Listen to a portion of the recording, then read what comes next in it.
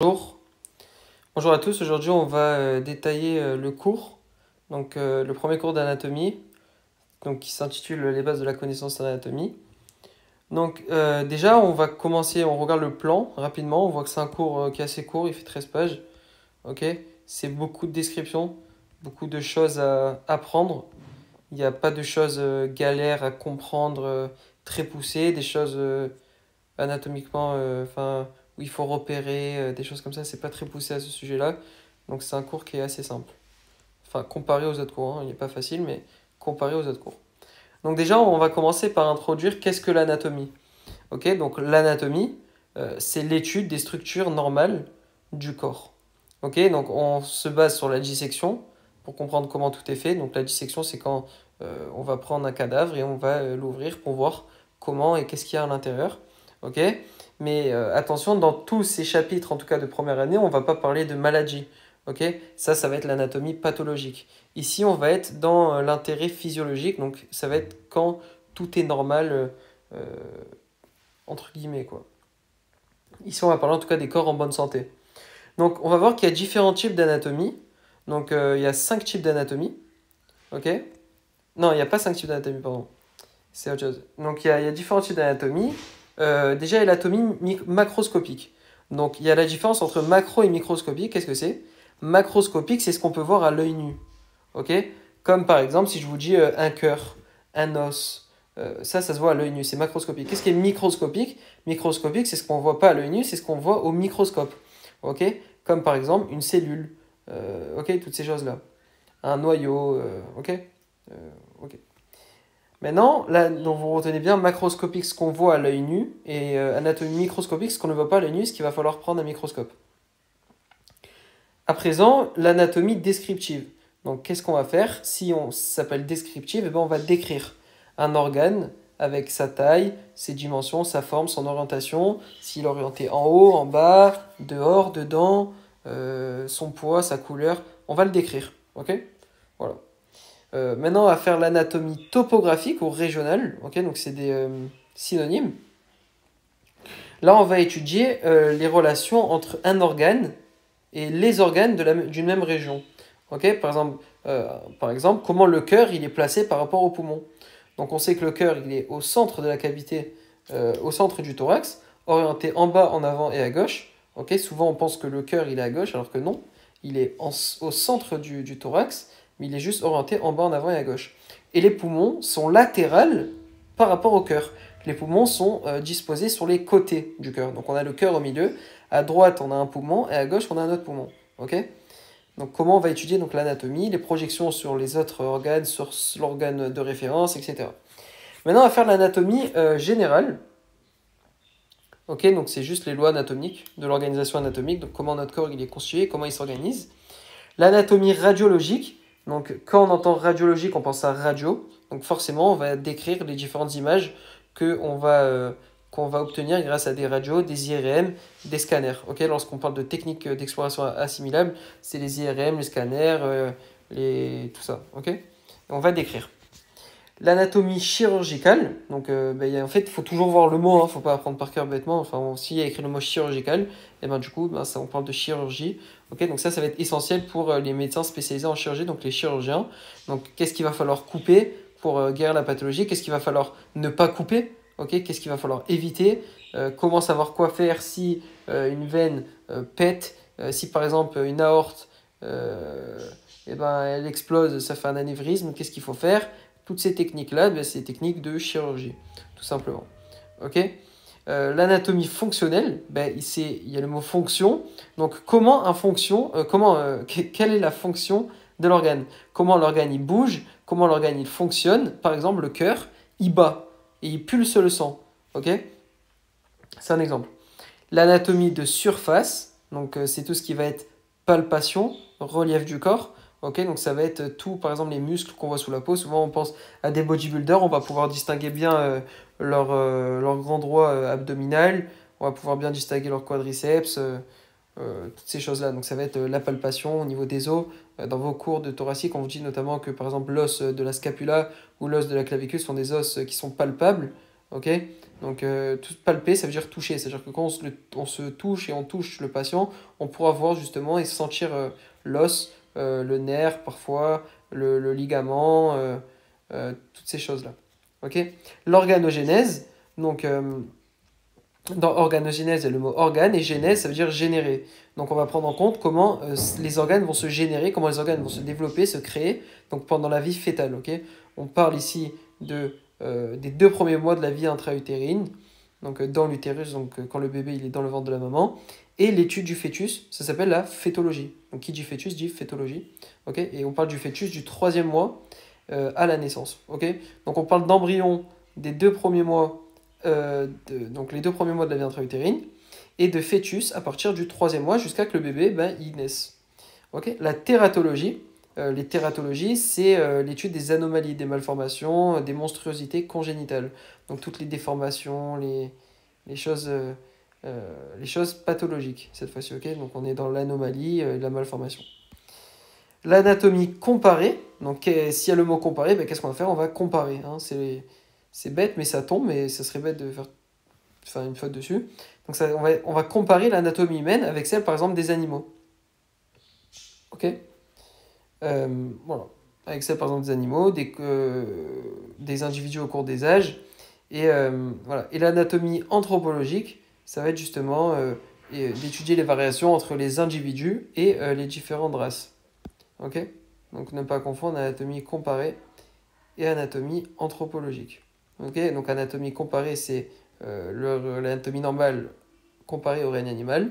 Ok? Et l'anatomie anthropologique, par exemple, l'anthropologie, c'est l'étude des funéraires, l'étude de l'homme dans au fur et à mesure du temps, dans l'histoire. Ok? Donc on va étudier les variations entre maintenant et avant, ou alors les individus et les différentes races.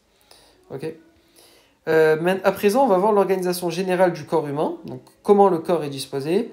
Donc le corps, on dit que on parle ici d'une unité morphologique comme une usine, ok, qui serait bien, tout est carré, tout est nickel, tout est parfait. En réalité, quand on commence à un peu comprendre et à étudier le corps humain, on se rend compte que tout est parfaitement organisé et voilà. Donc la base du corps, ça va être la cellule, ok? Une cellule, en fait, notre corps, il est constitué de millions, de milliards et de milliards et de milliards de cellules. Notre peau, c'est des cellules épidermoïdes, ok? Des cellules cutanées, toutes ces choses-là. Mais en fait, ça fait des milliards, ok, de cellules. Par exemple, dans notre estomac, ça sera des cellules cylindriques, ok? Voilà, toutes ces choses-là. Cellules circulaires, excusez-moi. Ok, bon. Par exemple, les cellules nerveuses. Ok, donc le tissu, ça va être. Qu'est-ce que. Un tissu, ça va être quoi? Ça va être l'ensemble des cellules. Ok? Par exemple, le tissu musculaire. Un muscle, c'est plein de cellules musculaires. Ok? Donc un muscle, c'est un tissu. Et un tissu, c'est plein de cellules musculaires. Ok? Donc la base, c'est la cellule. Les cellules, elles se regroupent pour former les tissus. Et les tissus, ça s'appelle histologie. Parce que histo, ça veut dire tissu. Ok? Tissu fibreux, tissu graisseux. Ok? Donc je répète, la base c'est la cellule. Quand les cellules se regroupent, elles forment des tissus, dont le muscle. Ok? Le muscle est un tissu. Ensuite, quand les tissus se regroupent, ça fait un organe. Ok? Donc un organe, c'est un ensemble de tissus spécialisés. Ok? Donc voilà, c'est un ensemble de tissus, par exemple le cœur. Ok? Donc c'est plein de tissus cardiaques qui ont une belle fonction. Par exemple le système osseux et le tissu osseux. Un système, c'est un ensemble d'organes. En fait, vous comprenez, ça fait comme les poupées russes, ok? Plein de cellules, ça fait un tissu. Plein de tissus, ça fait un organe. Plein d'organes, ça fait un système. Ok? Par exemple, si on prend tous les organes, donc les os qui sont des organes, hein, les os, c'est pas juste un bout de caillou. Dedans, il y a des veines, il y a des artères et tout. Ok? Donc plein d'os, ça fait le système osseux. Ok? Tous les os, ça fait le système osseux. Un appareil, vous l'aurez compris, ça va être un ensemble de systèmes. Ok? Par exemple, plusieurs systèmes qui vont collaborer pour une même fonction. Par exemple, si on prend l'appareil locomoteur, ça va être le système osseux, plus le système musculaire, plus le système articulaire. L'appareil locomoteur, c'est l'ensemble des os, plus l'ensemble des muscles, plus l'ensemble des articulations. Ok? Voilà. Donc vous avez compris, ça fait le plus petit, le plus grand, le plus petit, le plus grand. Donc je répète, la cellule c'est la base, plein de cellules ça fait un tissu, plein de tissus ça fait un organe, plein d'organes ça fait un système, et des différents systèmes ça fait un appareil. Ok? À présent, on va voir le groupement des systèmes, ok, et des différents appareils qu'a le corps humain. Donc on dit ici que le corps humain, il a trois principales grandes missions, hein. Donc la vie végétative. La vie végétative, c'est survivre. Ok? Donc c'est grâce à notre système qui est régulé, grâce à toutes nos hormones, et qui va nous dire quand manger, lorsqu'on va digérer. Donc l'appareil digestif, il va nous servir à manger et à digérer. L'appareil respiratoire, il va nous servir à respirer.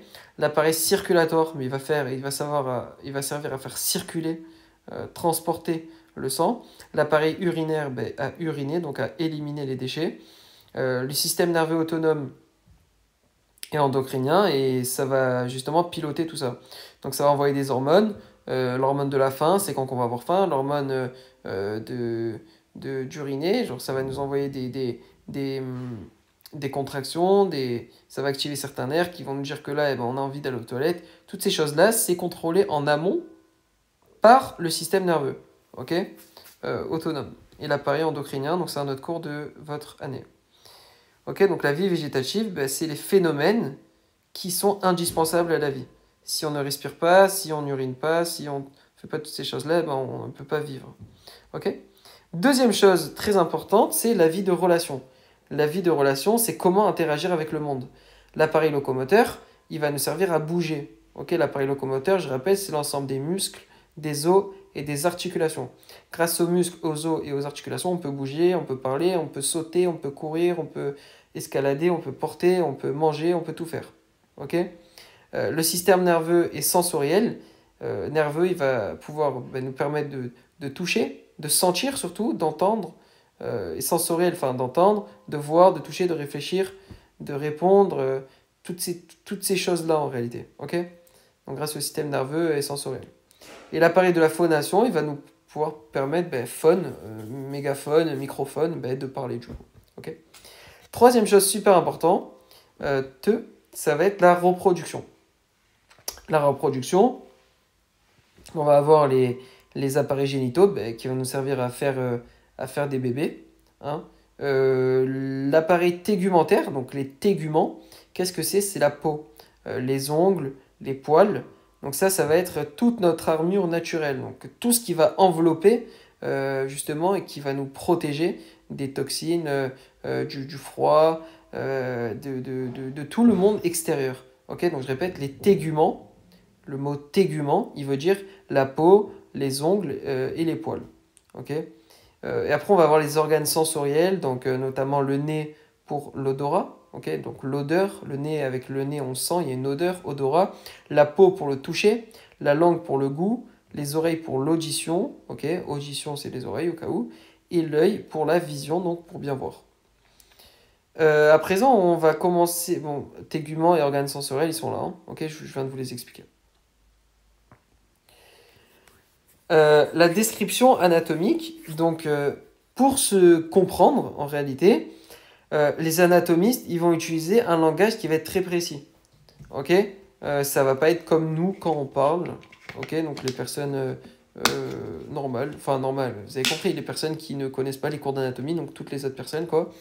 Les anatomistes, eux, ils vont avoir un langage qui va être très précis. Donc il va avoir justement, quand on va parler et décrire un sujet, comme on sait par exemple que le cœur il est orienté en bas, en avant et à gauche, que le bras il c'est comme ça et que le truc il est comme ça, mais c'est qu'on va utiliser une position.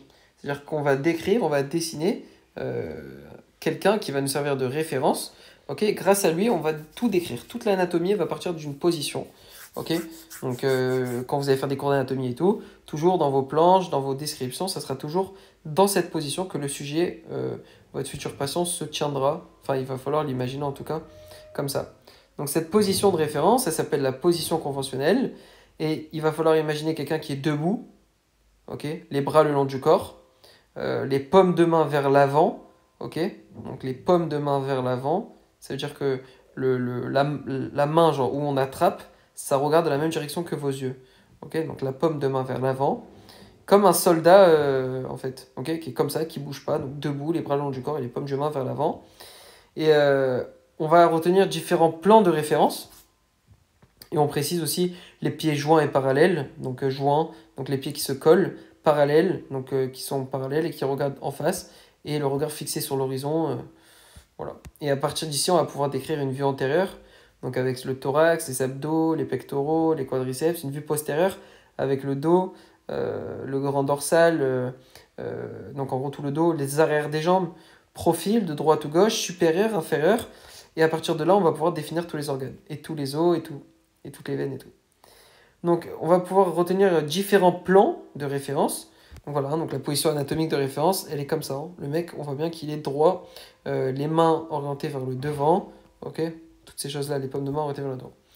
Donc il y a différents axes pour définir tout ça, ok? Donc tout d'abord, il y a le plan sagittal. Le plan sagittal, c'est un plan qui va couper le corps en droite et en gauche, ok? Donc ici, vous voyez, le plan, quand vous regardez cette grosse image-là, le plan sagittal, ben, c'est le plan qui est en rouge ici, et qui va couper le mec à droite et à gauche. Donc d'un côté, il va avoir son œil droit, son oreille droite, son pec droit, ses abdos droits, sa jambe droite, son pied droit. Et d'un autre côté, il va avoir tout ce qui est à gauche. Ok? Donc ça, c'est le plan sagittal. Le plan frontal, c'est un plan qui va couper en avant et en arrière. Donc le plan frontal, c'est le plan en bleu, il va couper en avant et en arrière. Donc en avant, on va avoir les deux yeux, le nez, la bouche, les pectoraux, les abdos, le pubis, les quadriceps, les genoux, le tibia, les pieds. Et derrière, on va voir tout ce qu'il y a derrière. Donc le crâne, la nuque, le dos, les fessiers, les ischio-jambiers et les mollets. Ok? Donc devant, derrière. Troisième plan, le plan horizontal, ou appelé également transversal, c'est le plan qui est représenté en vert justement devant vous, qui va couper notre personne, en gros, en deux, en haut et en bas. C'est l'horizon, hein. L'horizon, c'est comme le coucher de soleil. Quand on regarde la mer, on regarde l'horizon, et ben la mer, elle est plate. Ok? Ben, comme l'horizon, ben, c'est plat, comme le plan horizontal. Donc il y aura en haut et en bas. Maintenant, on va pouvoir définir différentes directions. Donc les directions antérieures, ça va être devant. Postérieure, c'est derrière. Comme on dit a posteriori, c'est après réflexion. Comme là, antérieur devant, postérieur derrière. Supérieur, ben, en haut. Ok. Inférieur, en bas vers les pieds. Donc supérieur vers le crâne, crânial. Inférieur, caudal. Caudal, c'est vers les pieds. Ok. Médial, c'est quand on se rapproche du milieu de notre corps. Ok. Donc médial, c'est quand on se rapproche du nombril, si vous voulez, ou de notre nez. Latéral, c'est quand on s'éloigne, on est latéral. Ok. Voilà. Proximal, c'est quand on va près de la racine. Si par exemple on est au niveau du bras, proximal, c'est quand on revient vers la racine du membre, donc quand on revient vers l'épaule. Et distal, c'est quand on prend de la distance, qu'on s'éloigne de notre membre. Ok, donc imaginons on est au niveau de notre coude. Proximal, c'est quand on revient au niveau de notre épaule. Et distal, c'est quand on s'éloigne et on va au niveau de nos doigts. Ok? Donc distal, proximal, vous voyez bien? Ok, si vous avez des questions, vous me demandez, hein. Il y a mon numéro, il y a tout. Alors, maintenant, on va faire les grandes divisions du corps humain. Ok? Tout ça, c'est ce que je viens de dire, hein, au cas où. Tout ça, là. Les grandes divisions du corps humain, donc il y a des planches. Les planches, quand elles sont en noir et blanc, il faut les apprendre. Il n'y a pas, je crois, de planches en couleur dans ce truc. Mais des fois, il y a des petits... Voilà, par exemple, ça, c'est en couleur, il ne faut pas apprendre. Il faut juste le savoir, parce que du coup, ça vous aide, mais on ne va pas vous interroger dessus. Quand c'est des planches en noir et blanc, comme ça, il faut les connaître. Ok? Donc, les grandes divisions du corps humain. Le corps humain, il va se diviser en combien? En 4 parties. Ok? Donc, la première partie, ça va être la tête. Ok, donc c'est la tête, ça va être le crâne, ça va être, si vous voulez, la boîte protectrice du cerveau. Ok, donc c'est le numéro 1 sur le schéma. Ok, y a aussi la face. Donc la face, c'est tout ce qu'il y a au niveau des yeux, donc les orbites, le nez, la bouche. La face, c'est tout ce qu'il y a devant, là, le nez, la bouche, les yeux. Et le crâne, c'est la boîte protectrice du cerveau. Donc tout ça, c'est la tête. Le cou, deuxième partie, c'est la frontière entre la tête et, si vous voulez, notre tronc, notre thorax. Donc le cou, il va servir à passer l'air, à passer les aliments, des vaisseaux. Il y a des gros vaisseaux comme la carotide, les veines jugulaires, etc., qui vont nous permettre d'aérer et d'oxygéner notre cerveau. C'est grâce à ça qu'on peut réfléchir, etc. et qu'on vit aussi, hein, surtout, parce que si le cerveau il a plus de sang, comme une personne on lui coupe la tête, ben, il n'y a plus rien, quoi. Hein, ok. Euh, Troisième grande division, donc première grande division, la tête, deuxième, le cou. Troisième, vous l'aurez deviné, ben, c'est le tronc. Dans le tronc, il y a trois choses à peu près. Il y a le thorax, ok. Donc le thorax, c'est la cage thoracique, avec le cœur et les poumons, donc tous vos pectoraux qui descendent un peu. L'abdomen, c'est où il y a les abdos, donc là où on va retrouver l'estomac, le foie et les intestins, ok. Pour une petite précision, l'estomac, il est entre le thorax et l'abdomen, ok. Il est rangé dans l'abdomen, mais il est entre les deux anatomiquement parlant, enfin correct, quand on regarde les choses plus précisément. Ok. Donc imaginez-vous que l'abdomen, c'est là où il y a les abdos, le thorax, là où il y a vos pectoraux, le bassin, ben, c'est là où il y a les organes urinaires et les organes génitaux. Le bassin, c'est au niveau des hanches. Ok. Quatrième partie, les membres. Donc je répète, première partie, le crâne, deuxième, le cou, troisième, le tronc, quatrième, les membres. Les membres, on va avoir les membres supérieurs, ok, donc c'est les épaules, les bras, les avant-bras et les mains. Et les membres inférieurs, les hanches, les cuisses, les jambes et les pieds. Ok? Voilà. Je vous explique cette petite planche. Alors, en 1, il y a la tête, en 2, il y a le cou, le thorax, l'abdomen, le diaphragme. Le diaphragme, c'est un muscle qui va s'interposer entre le thorax et l'abdomen. Le diaphragme, c'est un muscle qui va se situer juste en dessous de nos poumons et qui va se baisser lorsqu'on inspire, parce que les poumons vont se gonfler, donc ils vont prendre beaucoup plus de place, du coup le diaphragme va se baisser, et lorsqu'on va expirer, nos poumons vont se rétracter, ils vont devenir beaucoup plus petits, et le diaphragme va se rehausser vers le haut. Ok. Sinon, il n'y a rien de fou. Membres pelviens, les membres pelviens, ça veut juste dire les jambes. Ok. Diaphragme, voilà. Cette planche, c'est bon. Cette planche ici, en 1, il y a la tête, en 2, il y a la clavicule. Clavicule, tout le monde sait ce que c'est. Enfin, c'est ce qu'il y a, c'est l'os qu'il y a entre votre épaule et votre sternum, donc en dessous de votre menton, si vous voulez, en dessous de votre cou. Les côtes, ok. Les côtes, c'est ce qu'il y a latéralement vos pectoraux vers le bas. Les côtes. L'humérus, c'est l'os du bras, pas de l'avant-bras. Attention, l'humérus, c'est quand on fait les biceps, là, comme quand on fait de la musculation, ceux qui font comme ça, là, qui ont des gros muscles, et ben, ils montrent le bras, enfin, la partie qui monte, c'est l'humérus. Ok. L'humérus, c'est le bras. C'est le niveau du 5. Après, au niveau de l'avant-bras, ne pas confondre gros piège de base. Hein. Le gros piège de base, c'est de confondre bras avant-bras. Bras, c'est humérus, et avant-bras, c'est radius et ulna. Ok. Donc, le radius qui va être au niveau du pouce. Ok. Donc, il descend le pouce, c'est latéralement, et l'ulna médialement. Le métacarpe, ça va être ce qui va définir justement la paume de notre main. Donc il y a 5 métacarpes, si vous voulez, la prolongation de nos doigts. Ok. Pas confondre avec les métatarses, parce que les métatarses, c'est pareil, mais pour les pieds. Donc carpe, c'est pour les mains, le carpien. Ok, carpe. Après les métacarpiens, il y a les phalanges. Donc les phalanges, tout le monde sait ce que c'est. La colonne vertébrale, le rachis également. L'os coxal numéro 12, ben, c'est le bassin. Donc ça fait partie en tout cas du bassin. Le fémur, c'est le 13, donc c'est notre cuisse, quoi, si vous voulez. La patella, donc c'est un muscle, pardon, excusez-moi, c'est un os qui est au niveau de notre genou. La fibula est la fibula, ben, c'est un os de notre jambe. Okay, donc la jambe, c'est ce qu'il y a au niveau du tibia. Hein. Il y a tibia, fibula. Et le tarse, c'est justement le carpe, mais du pied. Et après, il y a les phalanges et voilà, il y a le tibia. Ok. Donc, ok. Donc, juste quelques mots importants. La colonne vertébrale, c'est un pilier central. Ok, c'est grâce à elle qu'on tient, c'est grâce à elle que tout tient. Ok, elle est divisée en partie cervicale au niveau de notre cervique, au niveau de notre cou. Ok, cervical, c'est col, cou. Thoracique au niveau de notre thorax, au niveau de nos pectoraux derrière. Hein. Lombaire au niveau du bas. Sacrum et coccyx, donc c'est au niveau de notre bassin beaucoup plus bas. Le diaphragme, c'est un muscle, je l'ai dit tout à l'heure, qui sépare le thorax et l'abdomen. Ok, voilà. C'est comme un parachute qui monte quand on expire et qui descend quand on inspire. Ok. Le péritoine, c'est une grande membrane, donc comme du film alimentaire, vous savez, quand on met en cuisine, il y a l'alu, c'est un peu gris, et le film, bah, c'est transparent. Le film, bah, imaginez ça sur tous vos intestins, votre estomac, votre foie, votre cœur, tout.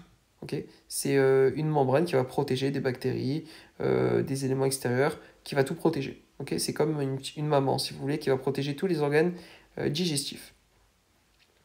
Une cavité, donc une cavité, ben, c'est un trou. Okay, elle peut être thoracique, abdominale, pelvienne. Une cavité, ben, c'est quelque chose qui va être rempli par des autres choses. Okay, comme les pièces d'une maison. Okay. Il manque quoi là? Ok. Donc là, il va juste... Ben, en fait, je vous ai fini, mais il va tout vous décrire. Ok, donc la tête, on vous dit que c'est entouré de parties molles et qui va contenir des cavités. Donc les cavités des yeux, des fosses nasales, cavités orales, etc. Donc là, on a une planche qu'il va falloir apprendre. Hein. Je vous ai dit qu'en c'est en noir et blanc, il faut apprendre. Donc, en premier, on va avoir l'os frontal. Donc là, c'est le nez, hein, ici. Là, c'est le nez. Là, c'est une vue supérieure. Ok, donc imaginez quelqu'un, vous vous mettez sur sa gauche et vous vous mettez en haut. Ok, donc en 2, il y a le nez. Ok, donc en 1, du coup, c'est le front. Donc c'est l'os frontal, parce que c'est le front. En 2, ben, c'est l'os nasal, parce que nasal, il y a le mot nez dedans, nasal. Ok, fosse nasale, narine, nasale, retenez comme vous voulez. Numéro 3, ça s'appelle la suture coronale. Ok, coronale. En 4, ça s'appelle les pariétales. Ok, c'est des os, hein. Pariétales, il y en a 2. 5, ça s'appelle la suture sagittale. En 6, ça s'appelle l'occipital. Occipital, c'est le derrière de la tête. Et en 7, ça s'appelle la suture lambdoïde. Ok, ça, c'est chez le nouveau-né. Chez le nouveau-né, il va avoir des fontanelles. Vous savez, les fontanelles, c'est les parties molles, un petit peu chez le bébé qu'il ne faut pas toucher quand il vient de naître parce que c'est encore mou. Et les os, ils ne se sont pas encore fermés. Donc, si on touche trop fort, il peut avoir des complications. Donc, la fontanelle, hein, pas frontanelle, pardon. Fontanelle antérieure, c'est celle qui est devant. Fontanelle postérieure, c'est numéro 3, celle qui est derrière. Le 5, c'est suture lambdoïde, comme tout à l'heure. 4, suture coronale, comme tout à l'heure. Et 2, suture sagittale, comme tout à l'heure. Ok, là, il y a encore des planches. Ok, donc, je regarde en 2-2. Okay. Donc là, il y a encore des planches. Donc là, on est sur une vue de face. Ok, vous reconnaissez bien les yeux, le nez, la bouche. Ok, là, c'est une vue de profil. Ok, donc il faut apprendre. Ok, donc le 1, il y a le frontal, le 2, il y a le pariétal, et vous apprenez. Comme ça, il faut apprendre. Prenez un petit papier, vous cachez les noms, là, comme ça, vous voyez. Et vous dites, ok, 1 c'est ça, 2 c'est ça, vous vous trompez une fois, 2 fois, après vous vous trompez plus. Ok, ça c'est une coupe qui coupée. C'est-à-dire on se met au niveau de vos oreilles et on coupe.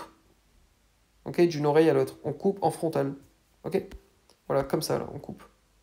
Et après on enlève la partie de devant et on regarde comme ça. Ok, et on va vous décrire des autres, encore des choses. Frontal, l'os nasal, sphénoïde, temporal, rebord de l'orbite, os zygomatique, maxillaire mandibule, tout ça c'est des os. Ok.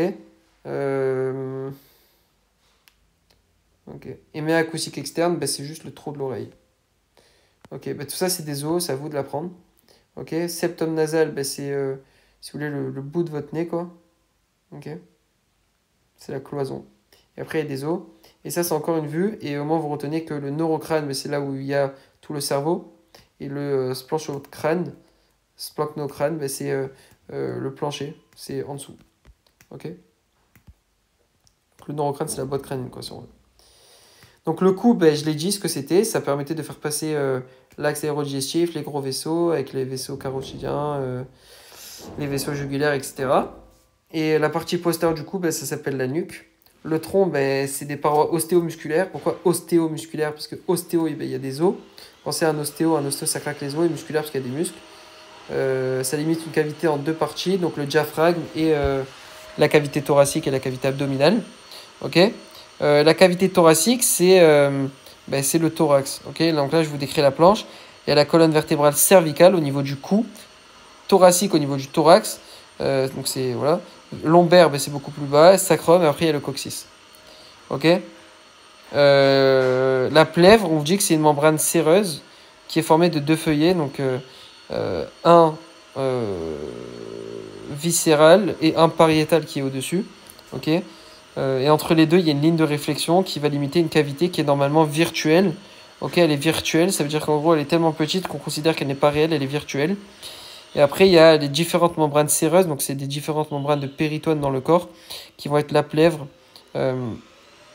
pour les poumons, le péricarde séreux pour péri, c'est autour, et carde, c'est le cœur, donc vous l'aurez compris, c'est le péritoine mais du cœur. Et le péritoine, donc pour tous les trucs digestifs, et la vaginale testiculaire. Voilà. Ok, je me suis perdu, une seconde. Ok. Là, il y a encore 2 planches. Ok, donc c'est à prendre. Bon, il n'y a rien de fou, hein, rien de compliqué. C'est un thorax. Ok, donc le 1, c'est la première vertèbre. Le 2, c'est la première côte. Pas confondre les vertèbres et les côtes, hein. Les vertèbres, c'est la colonne vertébrale. Et les côtes, c'est ce que vous avez latéralement à votre sternum. Le sternum, c'est le 3 et le 4. C'est un ensemble du 3 et du 4. Ok. Donc 3, c'est manubrium sternal. C'est la partie supérieure du sternum. Ok, qui s'articule notamment avec la clavicule. Bon, ça, vous le verrez plus tard. Et le corps du sternum, c'est le 4. Et le 5 aussi, hein. Donc sternum, c'est un ensemble du 3, 4, 5. 5, c'est le processus xiphoïde, c'est le petit bout là, en bas. Ok, numéro 5. Et le 6, c'est la 11e vertèbre thoracique. Donc ça, c'est une vue de face, ça, c'est une vue de profil. Là, c'est pareil, sauf qu'ici, on revoit qu'il y a bien le diaphragme. Donc c'est la ligne, c'est le muscle. Ok, donc c'est les coupoles diaphragmatiques droite et coupoles diaphragmatiques gauche. La cavité abdominopelvienne, donc c'est une cavité qui va aller de l'abdomen jusqu'au pelvis. Enfin, voilà quoi, qui va aussi prendre le pelvis. Elle est séparée en 2 parties par un plan virtuel, ok, qui passe par le bord supérieur des pubis. Ok, donc le pubis c'est là, ok, donc c'est les pointillés. Et on vous dit que ces 2 cavités, elles sont séparées par le bord supérieur de ces pubis. C'est plus précisément entre l'articulation de la 5e vertèbre lombaire et le sacrum. Ok, et ça correspond au plan du D3 supérieur du bassin. Le D3 supérieur, vous le verrez au 2e quad, qu'est-ce que c'est. Ok. Et là, il y a encore cette planche à apprendre. Donc cette planche, elle est un peu plus grande. Ok, enfin, elle est pas mal. C'est vrai qu'il y a beaucoup de choses. Donc il y a tout d'abord les 17 premiers chiffres, mais c'est de la description de muscles, de vaisseaux, etc. Par contre, il faut savoir que quand il y a écrit TH, c'est thoracique. Quand il y a écrit ABD, c'est abdominal. P, ben, c'est cavité pelvienne. Et quand il y a les chiffres grecs ou romains, chiffres romains, je crois. Ouais, bon. Ça correspond à des régions différentes du corps, ok? Donc au moins quand, par exemple, si vous allez, une personne elle va aux urgences, elle dit j'ai mal en 3, ok? Parce que nous on connaît pas le nom, mais le 3 s'appelle l'hypochondre gauche. Au moins quand le médecin il va aller voir le radiologue, je sais pas, par exemple, il va dire ok, faut faire une radio à l'hypochondre gauche. Il faut regarder précisément ce qu'il y a à l'hypochondre gauche, ok? Au moins c'est des repères anatomiques. Au moins on sait, par exemple, on sait que le foie il va du 2, 1 et 8, ok? Le foie il est un peu dans l'épigastre. Enfin, toutes ces choses-là, ok, au moins ils le savent, les radiologues, les médecins et tout, ça permet de repérer. Parce que nous, on dit j'ai mal là, mais le j'ai mal là dans un hôpital avec je sais pas combien de médecins et tout, ça passe pas trop. Il faut des trucs précis. Donc c'est juste des repères et des noms. Ok, c'est assez logique, il y a le droit, le gauche, et si du milieu, il est différent à chaque fois. Ça, c'est à vous d'apprendre. Le numéro 16, c'est le muscle releveur de l'anus, c'est lui qui peut contrôler quand on veut aller aux toilettes, par exemple. Qu'est-ce que j'ai après? Le J7, bah, c'est le diaphragme. Ok. Le 1, 2, 3, bah, c'est des muscles des abdos. 4, c'est la crête iliaque. La crête iliaque, bah, c'est ce que vous ressentez quand vous touchez votre bassin. Si c'est un peu dur, bah, c'est ça. Après, il y a 5, 6, 7, bah, c'est les muscles fessiers. 8, bah, c'est des muscles. 9, bah, c'est la branche ischio-pubienne. Donc, c'est ce que vous pouvez palper également. Ok. C'est un petit peu plus bas que votre nombril, entre votre nombril et vos parties génitales. Le muscle iliaque également, c'est un muscle. Après, il y a des vaisseaux. Le petit trochanter, ben, c'est justement au niveau de votre fémur. Il y a un gros trochanter et le petit trochanter. Le petit trochanter, il est en dedans. Le grand trochanter, il est en dehors. Ok. Donc, dans un fémur, là, c'est le fémur 1. Grand trochanter, c'est ça, là, ce qui est à droite. Et petit trochanter, c'est la petite truc toute minus, là, comme ça. Ok. Voilà. Et pour chaque membre, on va décrire 6 parties. Donc de la racine jusqu'à l'extrémité distale. Donc distale, c'est quand on prend de la distance. Donc pour le membre thoracique, bah, c'est tout d'abord l'épaule. Après, il y a le bras. Après, il y a le coude. Après, il y a l'avant-bras. Après, il y a le poignet. Après, il y a la main. Et pour le membre pelvien, bah, il y a la hanche. Après, il y a la cuisse. Après, il y a le genou. Après, il y a la jambe. Ok. La jambe, c'est vraiment en bas. La jambe, c'est pas la cuisse. Ok. Et pareil, pas confondre le bras et l'avant-bras. Et la cheville. Et après, le pied. Et ça, c'est encore une fois une planche qu'il va falloir apprendre. Donc en 1, il y a le sternum. Le sternum, c'est ce que vous pouvez sentir entre vos deux pectoraux, c'est un os. Le diaphragme, le muscle inspirateur principal, comme on a vu tout à l'heure. Le 3 et le 4, c'est des orifices où vont passer l'œsophage et l'aorte. Donc l'œsophage, c'est ce qui va vous... Quand vous mangez, ben, la bouffe, elle va dedans et après, ça va dans votre estomac. Et l'aorte, ben, c'est le plus gros vaisseau du corps. Donc c'est ce qui va permettre d'envoyer le sang de partout dans tout votre corps pour tout vasculariser vos organes, vos vaisseaux et tout. Enfin, toutes vos fonctions, quoi. Le 5, c'est l'ombilic. L'ombilic, ben, c'est tout simplement le nombril. Le 6, c'est la cavité abdominale. C'est là où il y a c'est la cavité où il y a tous les intestins et tout. Le 7, c'est la ligne blanche de l'abdomen. Okay, donc c'est une ligne qui va du nombril jusqu'à la symphyse pubienne. La symphyse pubienne, ben, c'est le 8. Okay, le périnée, ben, c'est le 9. Canal spinal, ben, c'est le 10. C'est là où va circuler la moelle épinière, etc. Tout ça, vous le reverrez dans les cours d'après. Et après, pourquoi il ne décrit pas 13, 14, il n'y a pas. Ok, bon. Et après, il y a des autres numéros, mais ça correspond à un autre schéma, donc il n'y a pas besoin. Donc, on va commencer avec des petits QCM. Donc, deux petits QCM. Juste pour tout à l'heure, ça a coupé, mais la planche d'anatomie avait des chiffres à la fin qu'il n'y avait pas, donc peut-être qu'il va falloir voir sur le poly. Alors, premier QCM, il va falloir, on lit la question, parmi les propositions concernant l'organisation générale du corps humain, laquelle ou lesquelles sont exactes. Okay, donc pour ceux qui ne savent pas, c'est sous forme de QCM qu'on répond. Okay, donc l'unité morphologique, structurale et fonctionnelle du corps humain est la cellule. Donc je vais se répondre, 2 secondes dans ma tête, c'est vrai. Okay, et l'étude des cellules, ça s'appelle la cytologie. Okay, donc c'est la base du corps, c'est les cellules. Item B, les cellules seront regroupées pour former des tissus. 1, 2, c'est vrai. Et on a dit plein de cellules, ça fait des tissus. Et l'étude des tissus s'appelle l'histologie. Ok ? Question C, un organe et un ensemble de tissus spécialisés afin de remplir une fonction déterminée. 1, 2, c'est vrai. Ok ? Donc plein de cellules, ça fait des tissus, plein de tissus, ça fait un organe. La D, un système est un ensemble d'organes ayant une structure différente. 1, 2, c'est faux. Il y a un piège qui est assez subtil, mais bon, il faut quand même rentrer un peu dans le sujet. Donc, un système, c'est un ensemble d'organes ayant une structure analogue, okay, pas différente. Par exemple, le système osseux, tous les os, ils n'ont pas une structure différente. Ils ont une structure qui va être analogue. Analogue, c'est pas pareil. Analogue, ça veut dire, genre, il y a des os petits, des os grands, des os trucs, mais c'est tous le même but, ok? C'est des os, ok? C'est pas des structures différentes. Donc l'item D est faux. Pourquoi ? Parce que ce n'était pas différent, c'était analogue. Ok ?